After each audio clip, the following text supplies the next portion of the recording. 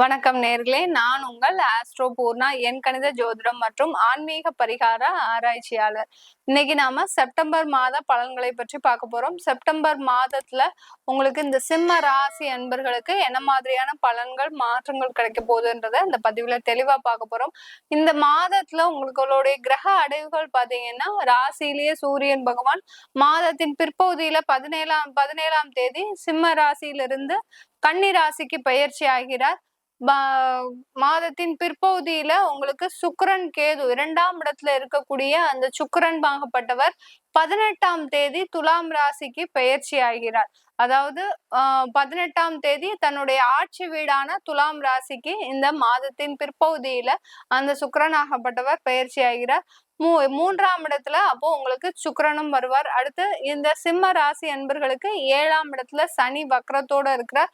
8ஆம் இடத்துல ராகு பகவான், 10ஆம் இடத்துல உங்களுக்கு குரு பகவான், அடுத்து 11ஆம் இடத்துல உங்களுக்கு இந்த சிம்ம ராசி என்பர்களுக்கு செவ்வாய் பகவான், 12ஆம் இடத்தில் புதன் பகவான் மாதத்தின் முற்பகுதியில 4ஆம் தேதி அந்த கடக ராசியிலிருந்து சிம்ம ராசிக்கு பயிற்சி ஆகிறார். அடுத்து மாதத்தின் பிற்பகுதியில 23ஆம் தேதி சிம்ம ராசியிலிருந்து தன்னுடைய சொந்த வீடான கன்னி ராசிக்கு அந்த புதன் பகவான் பயிற்சி ஆகிறார். இதுதான் இந்த சிம்ம ராசி அன்பர்களுக்கு இந்த மாதத்துல அந்த நகர்வுகள், கிரகங்களுடைய நகர்வுகள் பாத்தீங்கன்னா முக்கியமான ஒரு இடங்களாக இருக்க போகுது. மாதத்தின் முற்பகுதியிலேயே உங்களுக்கு ஒரு நல்ல ஒரு மாற்றங்கள் கிடைப்பதற்கு உண்டான ஒரு சாதகமான காலகட்டமாக இருக்கும்.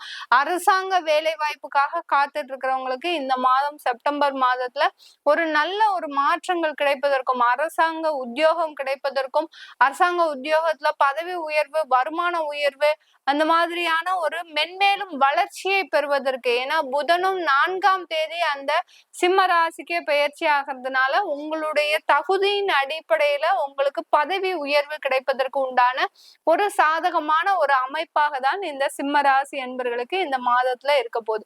இந்த மாதத்துல இந்த சிம்ம ராசி என்பர்களுக்கு 2ஆம் இடத்துல அந்த சுக்கிரன் கேது மாதத்தின் முற்பகுதியில அந்த சுக்கிரன் கேது இருக்கிறாரு.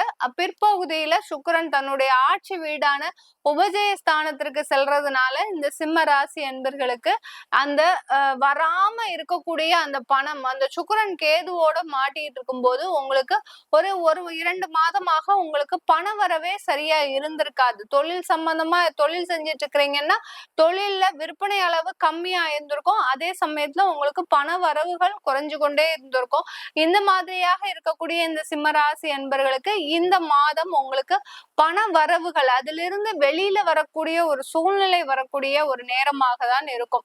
பண வரவுகள் வரவேண்டிய பண வரவுகள் எல்லாமே வரப்போகுது.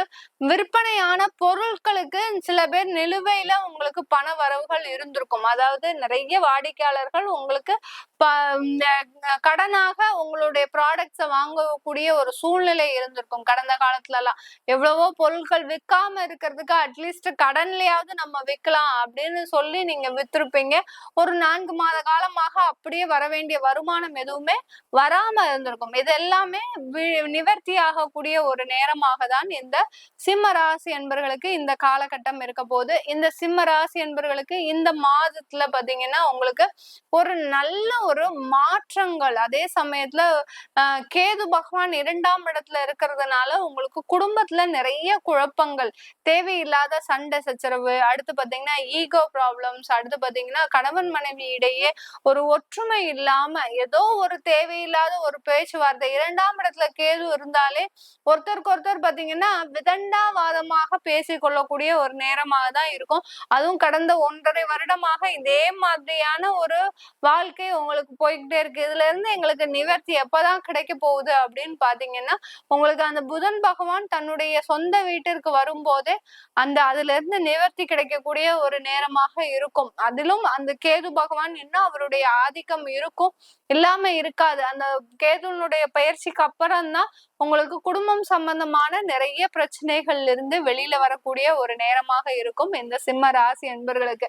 அது வரைக்கும் நீங்க இந்த குடும்பம் சம்பந்தமான பிரச்சனைகள்ல கொஞ்சம் பொறுமையாக தான் இருந்து கையாள வேண்டிய ஒரு சூழ்நிலையாக இருக்கு.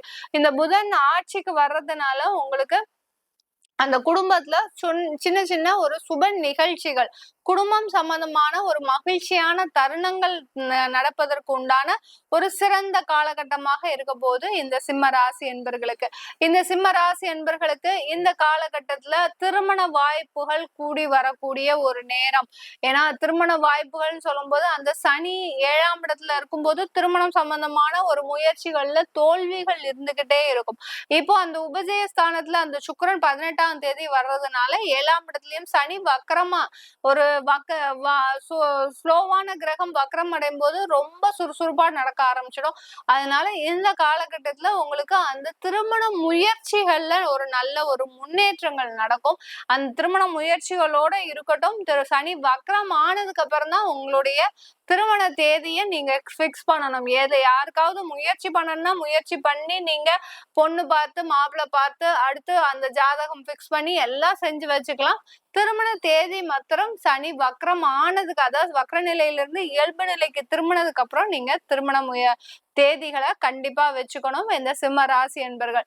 இந்த சிம்ம ராசி என்பர்கள் பெண்களாக இருக்கிறீங்கன்னா இந்த காலகட்டத்துல உங்களுக்கு உங்களுடைய சுய தொழில்கள்ல நிறைய ஒரு மாற்றங்கள், நிறைய முன்னேற்றங்கள், இடமாற்றங்கள் அதிகமாக இருக்கு. நீங்க அதாவது ஒரு இடத்துல இருந்து இன்னொரு இடத்திற்கு உங்களுடைய ப்ராடக்ட்ஸ அதிகமாக விற்பனை செய்யக்கூடிய ஒரு நேரம்.